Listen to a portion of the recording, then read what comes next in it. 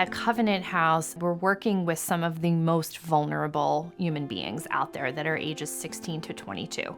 My role is to support the organization achieving its mission, which is to help youth overcome homelessness by providing them with shelter and supportive services. Covenant House PA is a statewide organization. We have 3 physical locations, 2 in Philadelphia and 1 in York. In Philadelphia, we offer housing for young people in a shelter context, emergency housing and services, also transitional housing. So those young people who have been stabilized through our shelter and then can live in a more independent setting as they seek permanent housing. Transitional housing is an independent living model with 24/7 staff support.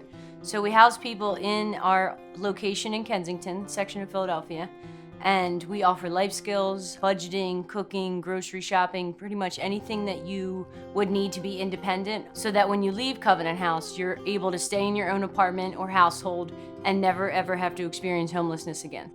We also have a street outreach program here in Philadelphia, so specifically we are out canvassing communities. We go around the city of Philadelphia in our Covenant House van, and we feed people that are chronically street homeless. We give them hygiene products, clothes, blankets, whatever they need, to offer them a moment of humanity.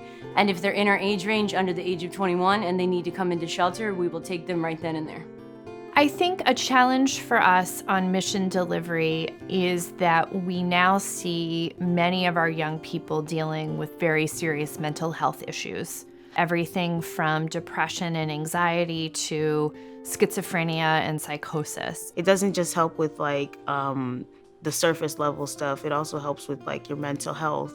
When a youth first arrives at shelter, we ask them about any mental health symptoms they have and any former treatment that they've had. Oftentimes what I find is some of their former diagnoses don't really fit into the bigger picture, because I think what we see is the common thread is just a whole lot of really difficult experiences and trauma.